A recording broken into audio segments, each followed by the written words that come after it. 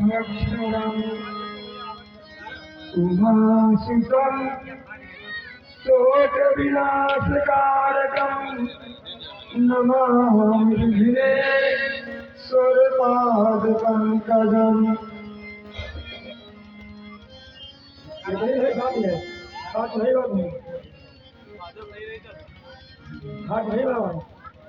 मनोजवम् मारुततुल्यवेगम् जितेन्द्रियं मतां वरिष्ठम् वाताजमजं वानरयोत्तमुख्याम् श्रीरामदूतं शरणं प्रपद्ये। श्रीरामदूतं शरणं प्रपद्ये। चलिए कहाँ है भाई? सभी भक्तों के साथ उसी अमृतमय कथा में प्रवेश कर रहे हैं। कथा में प्रवेश करने से पहले भगवान गजानन की प्रार्थना, तत्पश्चात भगवान कथा। बोले गजानन महाराज की। सभी भक्त भगवान गणेश का ध्यान करें। भाव के साथ में भजन करते हुए गजानन गजानन कर दो बेड़ा पार, आज हम तुम्हें मनाते हैं।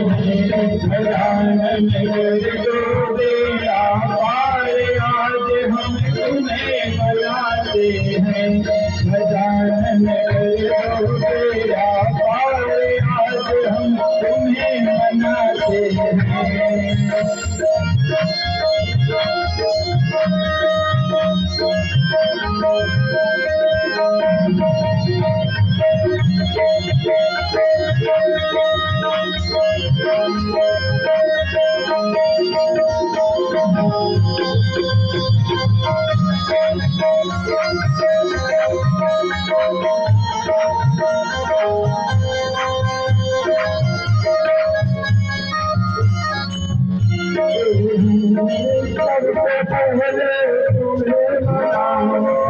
सबसे पहले तुम्हें मनाओ, सब बीच में तुम्हें बुलाओ, बीच में तुम्हें बुलाओ। आग पार्वती के लाला, आग पार्वती के लाला, मोदकान तुम्हें सुधारा, मोदकान सुंदर काला।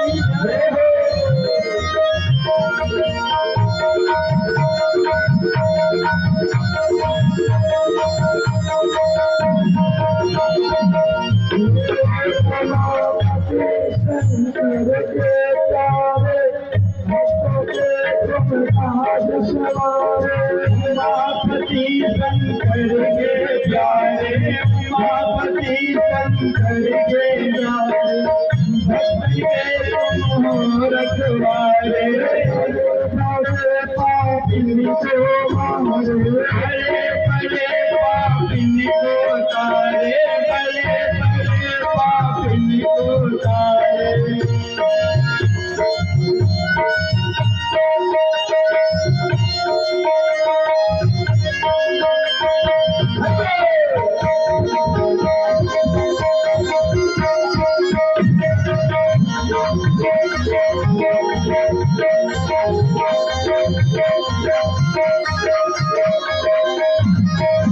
तुम्हें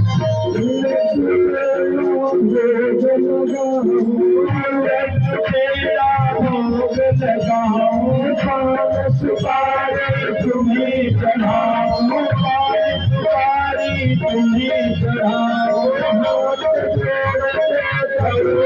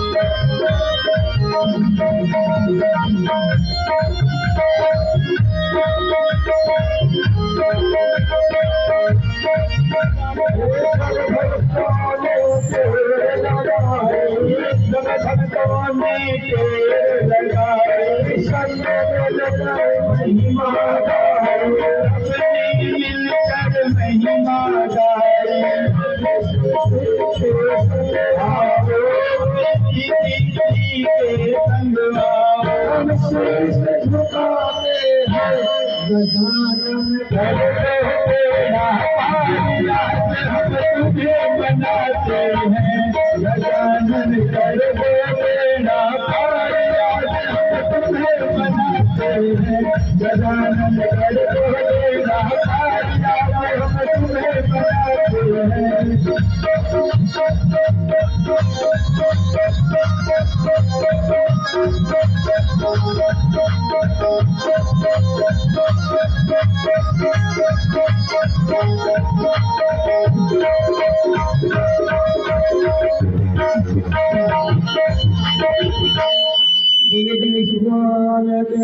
जय हो। चले हम सभी भक्तगण आवाज आपके फाड़ी दी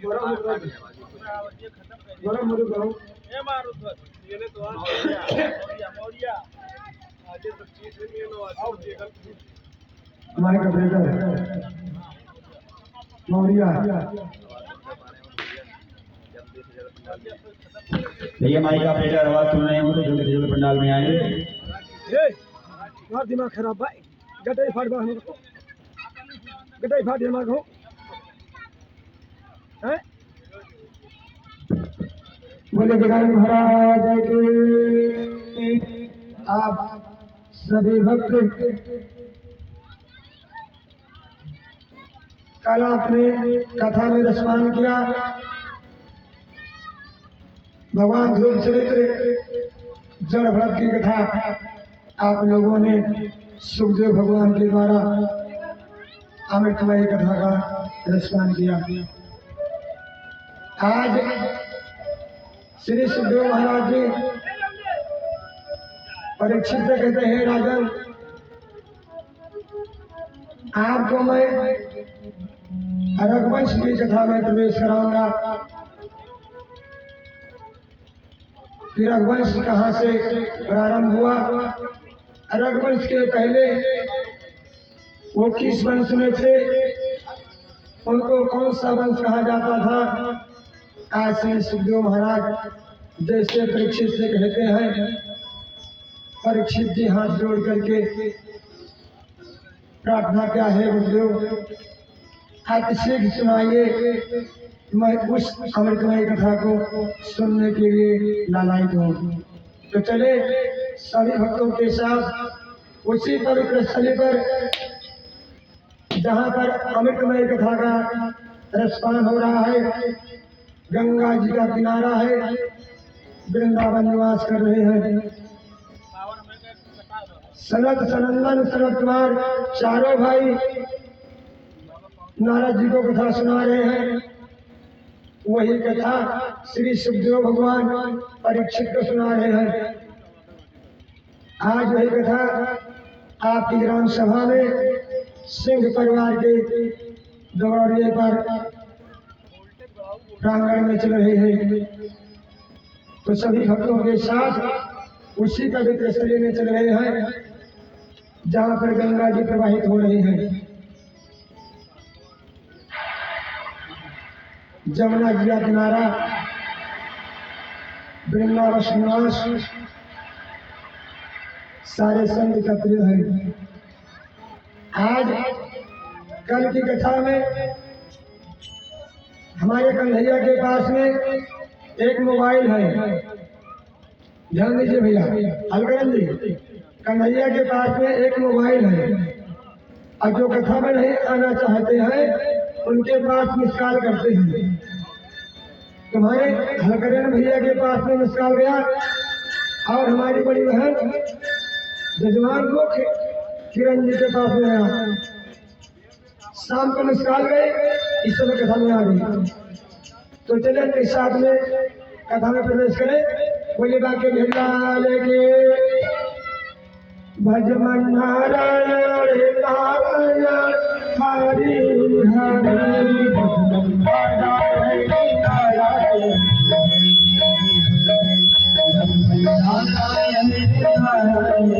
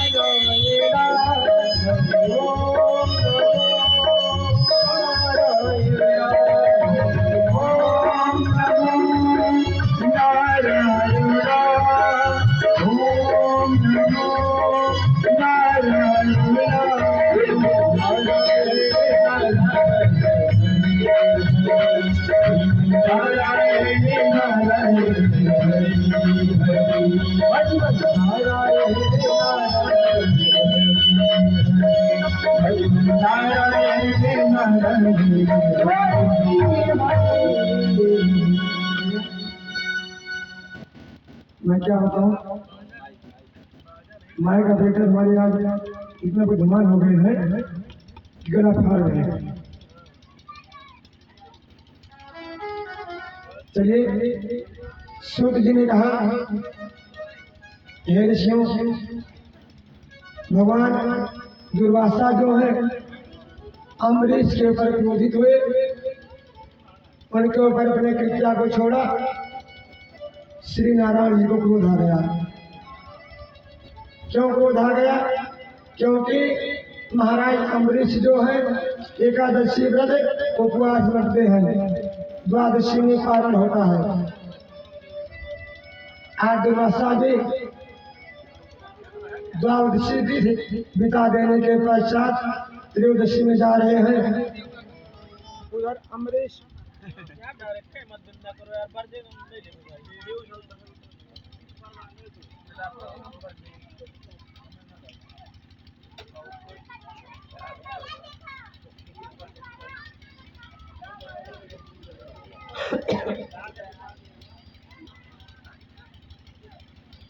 हरिओम हरिओम, बोले बाकी हरिराम। आज अमरीश स्वयं दुर्वासा के प्राणों को बचाते हैं। तो चलिए हम आज की कथा में प्रवेश करते हैं। सुखदेव जी ने कहा, हे राजन परीक्षित, सूर्यवंश में प्रतापी राजाओं की कमी नहीं थी। सूर्यवंश के जो क्षत्रिय थे वो बड़े से बड़े प्रतापी थे, एक से बड़े एक महान थे। सूर्यवंश के क्षत्रिय के यहाँ संतान नहीं होती थी। ध्यान दीजिए भैया, सूर्यवंशी क्षत्रियों के यहाँ संतान नहीं होती थी। क्यों नहीं होती थी? क्योंकि प्रतापी थे और किसी न किसी कारणवश उनकी बुद्धि जो भ्रष्ट हो जाती थी। तो उनका नियम था, जब तक यज्ञ नहीं कराते थे घर में, तब तक संतान उनको नहीं होती थी। इधर चंद्रवंश में क्या नियम था? उनका विवाह बिना लड़ाई किए, बिना झगड़ा किए उनका विवाह नहीं होता था। ये दोनों वंशजों की बात थी। तो आज हम उसी सूर्यवंश की तरफ चल रहे हैं। सबसे पहले जिस वंश में भगवान राघवेंद्र सरकार का जन्म हुआ, अवतार हुआ।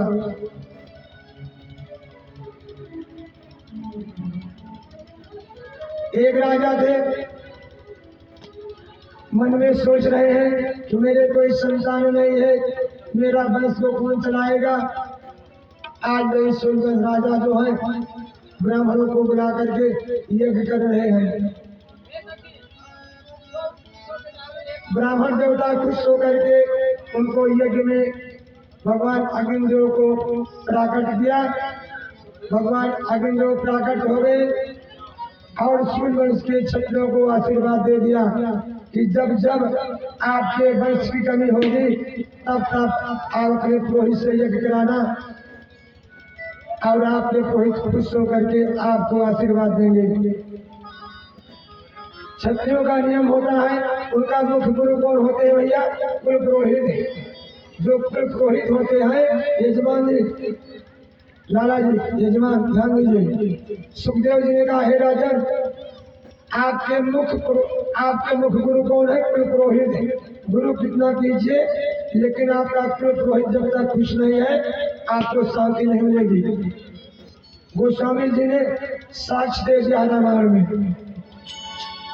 जिस समय भगवान राघवेंद्र लंका पर विजय प्राप्त करके अयोध्या में आए, अयोध्या वासियों ने उनका स्वागत किया।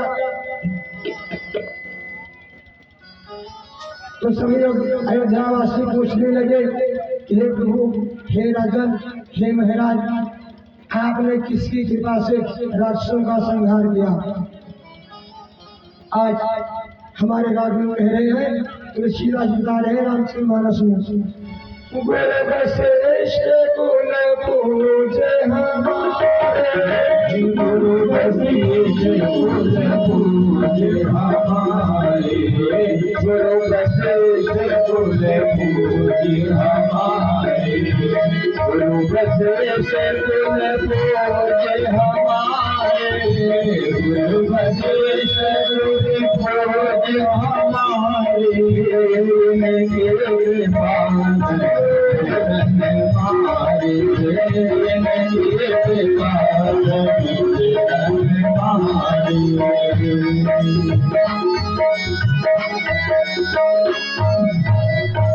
इस प्रकार से राघवेंद्र सरकार ने अपनी जनता को बताया।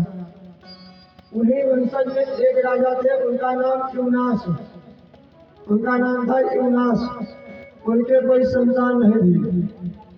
अपने पुरोहित को बुला करके यज्ञ कराया। यज्ञ में अभिमंत्रित जल दिया गया। उनके पुरोहित जो है जल को अभिमंत्रित किया और कहा, हे राजन, ये जल जो है अपने पत्नी को पिला देना। आज किसी भूलवश वो जल जो है पत्नी को ना दिए, स्वयं पी गए। इतने पुरोहित निगाह पर वशिष्ठ महाराज भी ध्यान दीजिए भैया। पुरोहित दो प्रकार के होते हैं। पुरोहित दो प्रकार के होते हैं, एक होते हैं पुरोहित, एक होते हैं उपरहित। एक पुरोहित, एक उपरहित। पुरोहित कौन है? दक्षिणा पाए ना पाए, अपने यजमान का कल्याण के लिए हमेशा कोई न कोई उपाय करते रहे, उन्हें कहते हैं पुरोहित। और उपरहित कहते हैं ऊपर से ही अगर दक्षिणावत है भैया हर जगह तो पंडित जी खुश है, प्रकार है। तो एक होते पुरोहित, दूसरे होते पुरोहित। आज युवनाश महाराज उस जल को पी गए। गुरुदेव वशिष्ठ ने देखा, तुरंत राज दरबार में पहुंचे। हे राजन, आपने क्या किया? ये जो जल आपने पिया, अब निश्चित है आपके संतान होगी, निश्चित है आपके संतान होगी। समय व्यतीत हो गया। अच्छे लगन में, अच्छी मुहूर्त में समय आया तो राजा के पेट को चीर करके संतान निकाली गई। जब संतान आई तो उसमें विचार आया, दूध कौन पिलाएगा? संतान जब प्रकट हो गई तो उसने विचार किया गया, दूध कौन पिलाएगा? आज इंद्रदेव महाराज स्वयं आए और अपनी कनगुली को उस बच्चे के मुख में छोड़ दिया। वो दूध पीने लगी। उनका नाम पड़ा मानधाता। मानधाता के एक पुत्र हुए मुचकुंद। ये बहुत प्रतापी राजा हुए। धर्मशील राजा हुए, विद्वान हुए, ब्राह्मणों का सम्मान करते हैं, अपने गुरुजनों की सेवा करते हैं। राधे श्याम में बताया गया है जो सच्चे क्षत्रिय हैं वो ब्राह्मणों का हमेशा सम्मान करते हैं। केवल एक ऐसे राजा है क्षत्रिय है जो हरिहर वंश के हैं, उनमें और ब्राह्मणों में हमेशा ऐसे रहती है हरिहर वंश के क्षत्रिय। हरिहर वंश के क्षत्रिय कौन है? सहस्त्रार्जुन, जिन्होंने परशुराम के वंशज को नष्ट कर डाला था। इसलिए सूर्य भगवान ने कहा, हे राजन, मैं आपको मंधाता के पुत्र मुचकुंद राजा हुए और उनके पुत्र हुए त्रिशंकु, त्रिशंकु महाराज के पुत्र हुए हरिश्चंद्र, जिन्होंने सत्य के ऊपर अपने राज को, ताज को, धन को, यहाँ तक अपने पुत्र और स्त्री को भी दान कर दिया।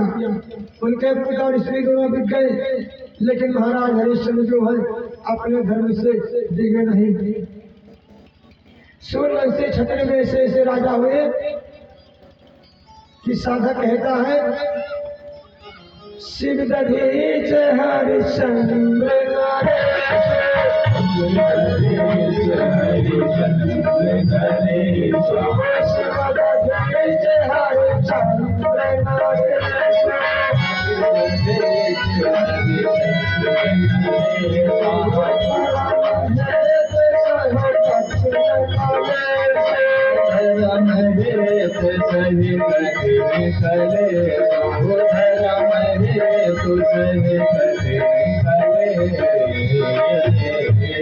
इसी वंश में एक राजा है शिवी,